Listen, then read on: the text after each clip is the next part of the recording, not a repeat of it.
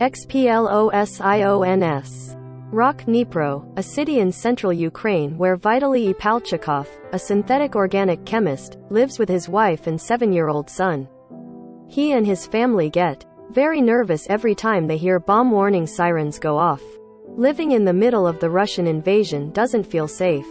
Research as usual is out of the any research work involves a high level of focus on the process. Palchikov, the director of the Research Institute of Chemistry and Geology at Olsztyn, Dnipro National University, told The Verge in an email on March 2. Achieving that focus is now extremely difficult, especially when he is tracking the news. It is impossible to look at this, and it is impossible not to look, too. When I see what is happening with the cities of Ukraine after the bombings, I have no words to describe the shock. Even in Russian or Ukrainian, which I know very well, so I can't describe it in English, he said. It is impossible to look at this, and it is impossible not to look, too. Members of the international scientific community have also found it hard to look away from the conflict or ignore the plight of their colleagues like Palchikov. In recent weeks, this desire to help has resulted in an earnest and extensive online movement made up of individuals, groups of volunteers, and institutions, which are using the internet and social media to offer Ukrainian scientists and students affected by war all the support they can. Jobs, placeto continue their studies, a new home. Dear university students who escaped from Ukraine in the middle of your studies, PLS know that you are very welcome in Helsinki and at Helsinki Uni to continue your studies with us. No entrance exam, no fees. High quality university. DM for more details. PL's share, reads a tweet posted Saturday from University of Helsinki Educational Sciences professor Minna Huutalainen, one of many such offers on social media. Within 48 hours, it had received more than 11,000 retweets and 30,000 likes. Unfortunately, while the scientific community's offers of help from around the world are appreciated by Ukrainian scientists, many will not be able to take advantage of them. Those who remain in the country are dealing with unimaginable destruction and horror. Even the scientists who want to leave sometimes can't get to the border or aren't allowed to cross it. Others have taken up arms to help the Ukrainian military or are volunteering in their cities to deliver clothing, food, and medicine. Ukrainian researchers are part of the Ukrainian nation. Speaking to The Verge on March 11 by phone from Ukraine, Olga Polotska, the executive director of the National Research Foundation of Ukraine, a state nonprofit which provides funding for fundamental and applied research, said she spends most of her time in bomb shelters.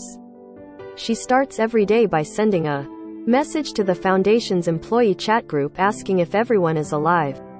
So far, she hasn't received bad news from the group, and thanks God for that.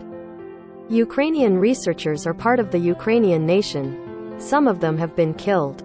Some of them are fighting in the military forces. Some of them are fighting in the local defense forces. Some of them have left the country. Some of them are staying inside, Polotska, who was not comfortable revealing her exact location, said. We don't live in a research bubble.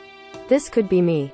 One of the earliest online assistance efforts was pioneered by Andrew Kern, a population geneticist at the University of Oregon. On February 24, the first day of the Russian invasion, Kern told Ukrainian geneticists to contact him on Twitter because his research group wanted to offer support. A few tweets later, Kern put together a Google Doc with a list of labs willing to support displaced Ukrainian scientists. The list spread like wildfire on science Twitter, quickly growing to more than 200 labs, then 400. Bioinformatics researchers Bjorn Gruning and Anton Nekritenko helped Kern curate and adapt his early Google Doc to make it more scalable and manageable. They also created a GitHub page called Awesome Ukraine Support that supports Ukrainian refugees more broadly. As of the publication of this article, more than 1,900 labs have signed up to Kern's effort to support Ukrainian scientists, offering internships, fellowships, short and longer-term jobs, places for master's and PhD students, free accommodations, office space, and research materials, among other forms of support. One of the first things that I think of when I see this sort of thing is, boy, this could be me, this could have been my family, Kern said. Supporting our colleagues in this way makes all the sense in the world. Others reaching out to help have personal ties to the conflict, or experience fleeing from disaster. In Pittsburgh, Ukrainian-American professor and researcher Oleksandr Isayev shared an offer for a potential stay at his lab at Carnegie Mellon University. Like Palchikov, the synthetic organic chemist, Isayev is from Dnipro. They are former colleagues. Isayev told The Verge that his family in Ukraine was taking shelter multiple times every night, a fact which has left him unable to sleep for days at a time. Isayev said 3 Ukrainian students, 2 who escaped the country and are in Europe, and a third who was still in Ukraine, had contacted him personally about this offer for help so far, and that his university was looking at their applications. None of them can study right now, he said. Back in Ukraine, some universities are closed to students. Others are in the middle of a war zone. This could be me, this could have been my family. Meanwhile, in California, Robert Hunt has opened the doors of his lab to Ukrainian postdoc and PhD students in neuroscience. Hunt is in anatomy and neurobiology, professor at the University of California, Irvine, and the director of the UCI Epilepsy Research Center. He was inspired to help after he saw someone else post an offer and recounted his own experience as a graduate student who narrowly escaped Hurricane Katrina when it hit New Orleans in 2005.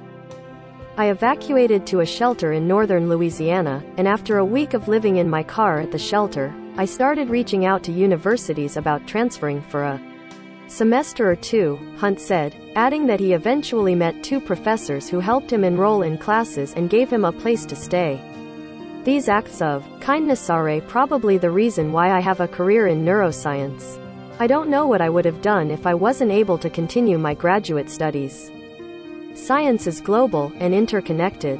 Another effort to pull together resources is the initiative Science for Ukraine, which is coordinated by Sunita Rianson, a digital humanities and autobiographical studies researcher at the University of Latvia, and her team. Science for Ukraine initially began as a hashtag, #ScienceForUkraine, and a Twitter account, @Sci_for_Ukraine. It aimed to retweet information about available support for Ukrainian scientists and students. Within a day, the offers to help increased so much that it became challenging for Rianson to compile them all by herself.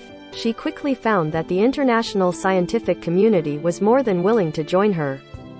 As of Monday, Science for Ukraine had volunteer coordinators from 30 countries.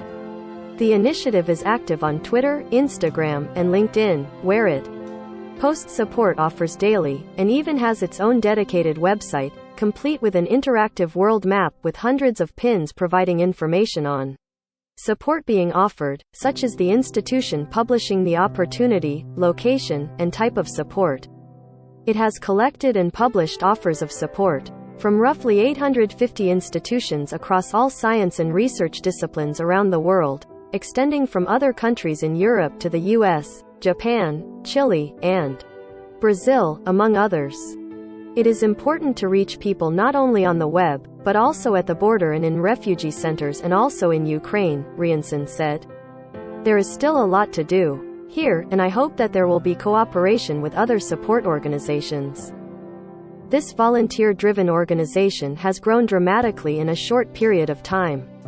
Yet this response isn't out of the ordinary for the scientific community. There is still a lot to do here. Researchers who spoke to The Verge said that science is a global discipline and community, and many institutions have mechanisms in place to promote scientific exchanges and visits. People work in many places throughout their careers and grow to depend on one another. This means that many have worked with a Ukrainian scientist in the past. Some might be working with Ukrainian scientists who live outside of the country now, like Isayev at Carnegie Mellon University. Many fields and subfields are actually quite small, and many of us have more or less grown up together as we advanced in our careers, Hunt, of UC Irvine. On another level, some, like Rianson, say they were moved to help because of the brutal nature of the war itself. Rianson said she was motivated to start the initiative because of the shock, anger, and also a feeling of helplessness at seeing Russia attacking Ukraine. Everyone wants to go back home. The Ukrainian scientific community has received the resources provided by the individuals, volunteer groups, and institutions with gratitude, although experts say it's difficult for people to take advantage of the opportunities at this time. Others state that research isn't a priority right now, given the growing catastrophe in the country.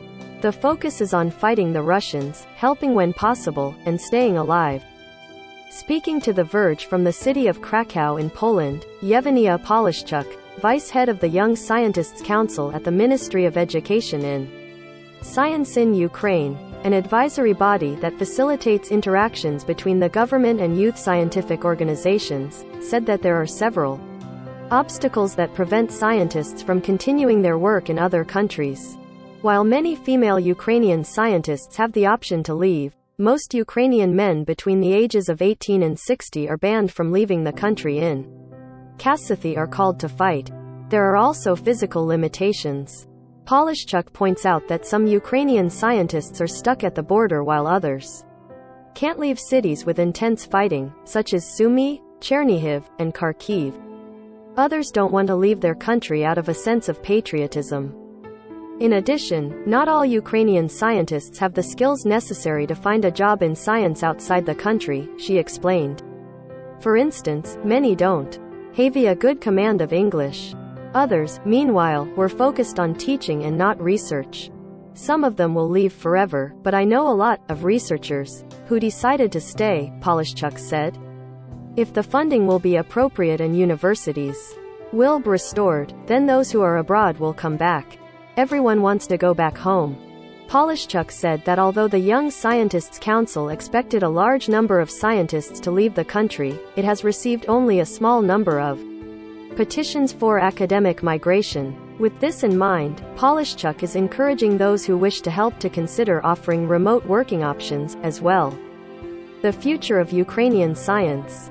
When it comes to the future of science in Ukraine, Polotska, the director of the country's National Research Foundation, said no one can speak to that with certainty at the moment. Nobody knows when the war is going to be over, and it's just too early to be talking about that because research is not the priority, she explained. People die in front of your eyes. You literally have to spend almost all your time underground where it's cold and sometimes there is no electricity. Polachka said. She added, many of our research institutions and universities have been leveled down to the ground. As soon as we win, and there is no doubt that we're going to win, then support for researchers is going to be the follow-up conversation. People die in front of your eyes.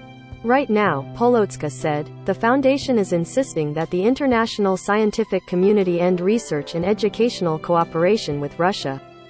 Polishchuk, from the Young Scientists Council, agreed with Polotska, although she said the council is also asking international colleagues to stop working in funding projects with Belarus, which aided Russia in its invasion of Ukraine. For Palchikov, the chemist in Dnipro, plans for the future aren't clear, either. Despite things being relatively calm in the city in recent weeks, on the morning of March 11, 3 Russian missiles hit an area of his city densely populated with civilians. The attack was about 10 kilometers from his home. These days, he works from home because it's not feasible for him to work in the lab. There is no one there. All of his undergraduate and graduate students are at home. He is pouring his energy into writing papers using the large amount of pre-accumulated experimental data he had on hand. Some days, he goes to the city's local volunteer center, where he helps deliver clothes, food, sand, and medicine. He also helps make Molotov cocktails to hurl at Russian forces. People with weapons are constantly walking around him and the other volunteers.